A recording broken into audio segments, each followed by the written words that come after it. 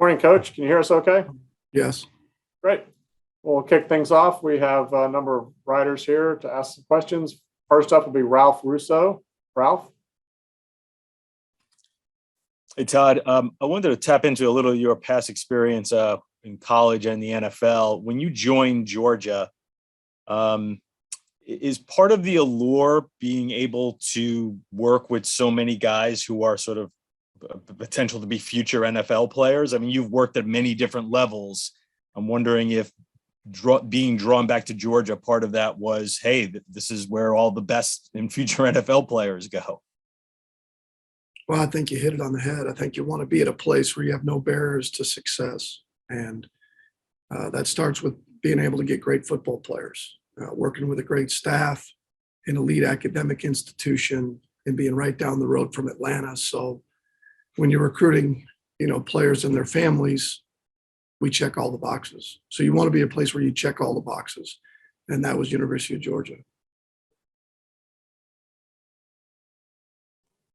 Next will be Steve Croner. Steve?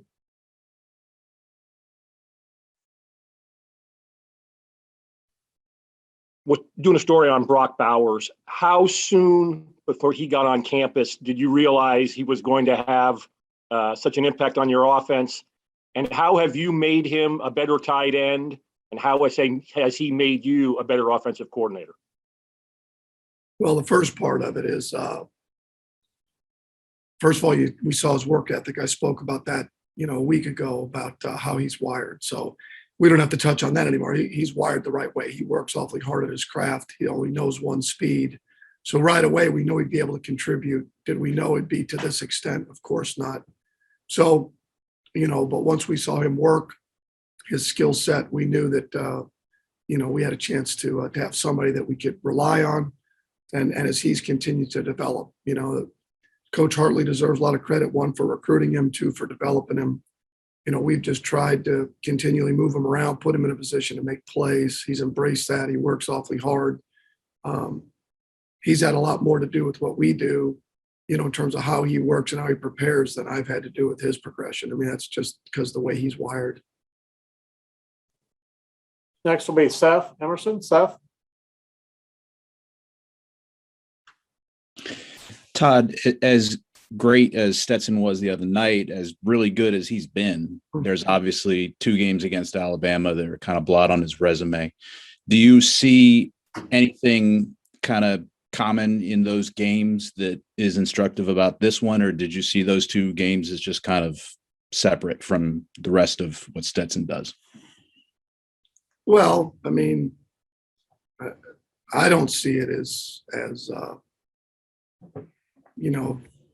that those 2 games are going to predict the future. I don't see it that way. I see it as, he's played, I don't know how many games as starting quarterback, and like any player, they've had their moments where they haven't played up to what they believe their standard to be, or we believe that standard to be.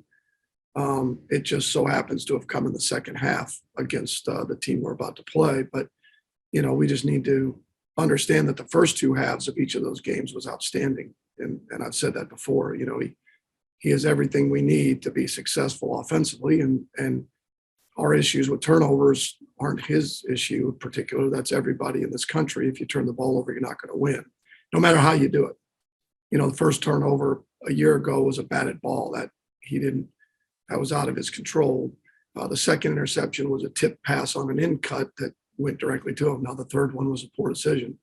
So the bottom line is I can do it better as a coordinator to put him in better position to be successful. He understands that. Our team understands that. So, I expect him to play well just like I did last week. Next will be Chip Towers. Chip? Yeah, kind of in that vein, Coach, you have an extensive NFL background, playing another team in close proximity just a few weeks later. Tell me a little bit about the decisions on what to change, what to do different, what to keep the same, and maybe have the same things seem different and that kind of stuff. Seems pretty complicated. Well, you're right. It is a little bit different. You do get that in the NFL with your division teams where you play them twice, and sometimes you can play them relatively close together like this is. And, and we played them last year. So we've got enough film on what they want to do, and they're not going to change. They're successful for a reason for what they do. And so are we. I mean, if you're constantly changing what you do and your identity, I don't think you're going to be very good at anything. So obviously we take from the things that we did well and build on that, and the things we didn't do as well. And obviously there's calls that we had that in both games, or other opportunities that we didn't get called. So we're looking forward to the opportunity and the shot at it. And they're going to get our best. I can promise you that. Next week, Anthony Dasher. Anthony?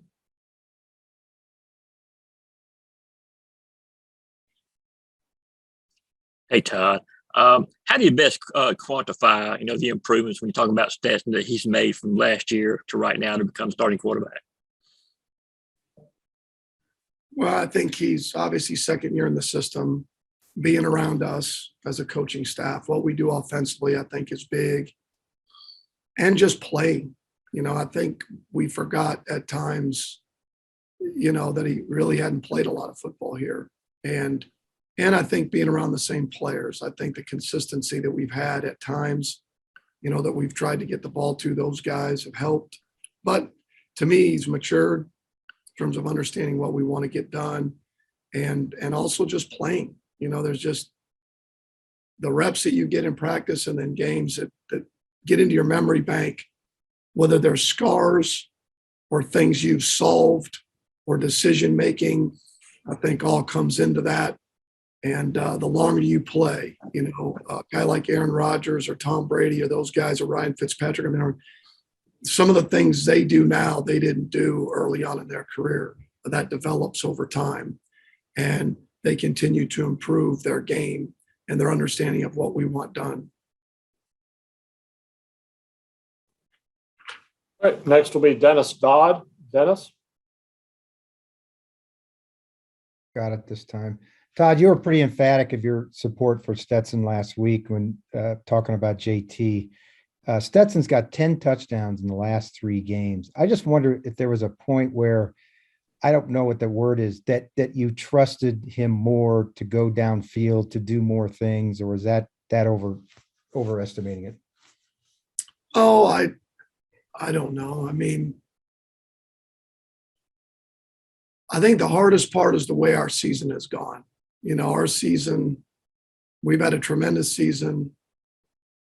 And for a number of those games, we put ourselves in position to where we didn't need the quarterback to make plays in the second half of games. Some people could look at that and say, well, why didn't you take the opportunity to continue to get more reps or get other quarterbacks opportunities? Not in my mind. My mind was to win that one game in particular and get off the field without, injuries. And so that's probably the hardest part when you try to look at, throwing the ball down the field in terms of the opportunity. Our defense played so well. And so I think that's probably a little unfair that we didn't trust him to throw it down the field. It was just a matter of opportunities, I think, is more than anything, because the way the games went. Next we'll hear from Mark Schleybaugh. Mark?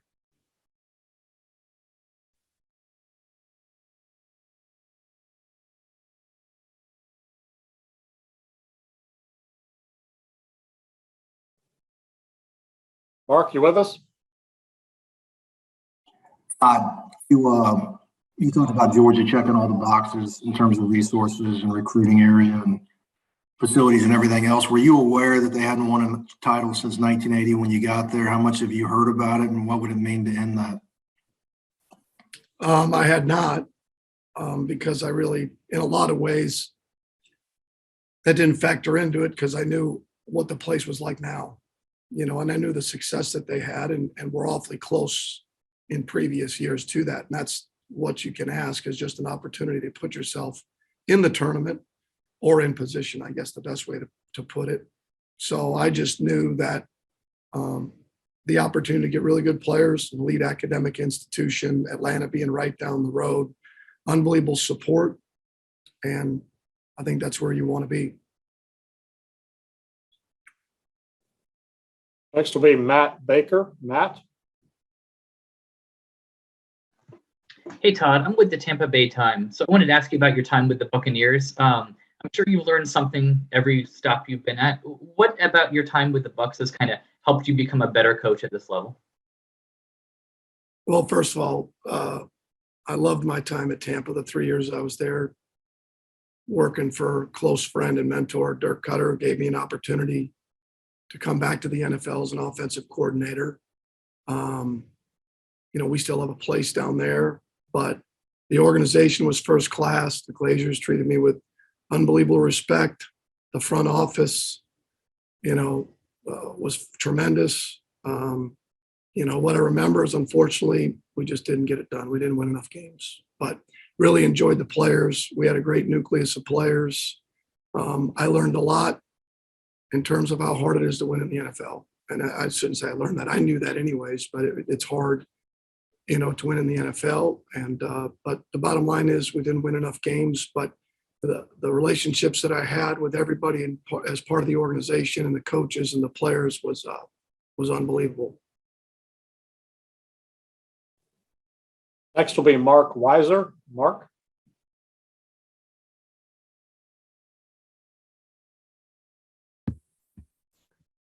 Hey, Todd, being a guy that grew up in the Midwest, what will it be like to coach this game in Indianapolis? And we have family coming from that part of the country, and being a play caller in the national championship game, does that excite you as a guy that's been doing this for a long time? Well, I don't miss the cold, so that part of it doesn't overly excite me. Thank God the game's indoors, so that doesn't factor into that. Sure, it's always nice to be close enough where family can come to the game and see us play, and but we obviously don't control that. But I'm excited for the game. I'm excited for our players. This is about our players and the opportunity that they have in front of them that they've earned. I mean, they've earned this by the hard work they put in starting at the end of last year. This is a year-long process that our guys have been through to get to this point and to have this opportunity. And it's everything that we do it for. Everybody has this initial goal going into it. And our guys have worked incredibly hard to get to this point and have trusted in the message that we've sent. And they've carried that out for the most part throughout the year. So I'm excited to see them play this doesn't come around very often, this opportunity to win a championship. So I think our guys are excited. We've started off the week the right way, and we'll see.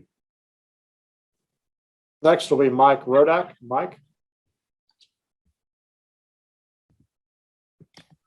Just on Brock Bowers, how do you approach, Alabama playing the second time now and trying to stay a step ahead of them, presumably with them trying to stop him after the impact he had in the first game? Oh, I don't know. I mean, we'd be guessing. We'd be guessing at certain things they would do to stop a particular player. We've got film from the last few years of them playing some really, really good players. You go back to, playing LSU a couple of years ago with the receivers they had in Joe Burrow, and they did a couple of things to try and change that up a little bit. But the reality is they're good because they do what they do. Sure, do they understand an opponent's really, really good players and what you want to do schematically? Of course. But they knew that going into last game. Obviously, he had a number of catches, but they knew that going into last game. So we don't anticipate a heck of a lot different, just maybe in terms of, where he's located or, different calls based on formation sets and what we do to get him the ball. But outside of that, to think that they're going to line up two guys over him and double team him it would be a stretch. Next will be Mike Griffith. Mike? Hey, Coach. Obviously, we see you operating at the 10,000-foot view from the press box, but on the sidelines, we see JT engaging Stetson, and we hear Kirby talking about the quarterback room. I think you've mentioned it. How important is that, and as far as the in-game adjustments for those quarterbacks to communicate? Well, I think any communication can be a positive or a negative, depending on how it's presented and what you're telling a player. It can be a positive or negative for me. It can be a positive or negative from any interaction you give the quarterback, from a confidence standpoint, from an awareness standpoint, from what you're expecting to see or what you've seen. So all of that's a plus. I think JT is going to do a great job in a very tough situation of embracing that part of it and doing everything he can to help Stetson and us in game prep and being ready should the opportunity arise. And Stetson has done the same even when he wasn't playing. So I do think that, those guys staying involved in the game and the information that we give them is critically important throughout a game. All right, our next question is from Zach Klein. Zach? In your years of major college football and the NFL, where would you rank Will Anderson's ability to wreak havoc on opposing offenses and cause problems in preparation? Well, you certainly want to know where he is. And it's not just from a pass rush standpoint. He does a really good job of, if you get into the zone read game where he tries to hit you at the junction point, and try to disrupt from the open side. So, and he plays with relentless effort. I think he has a tremendous skill set. They do a good job of moving him around.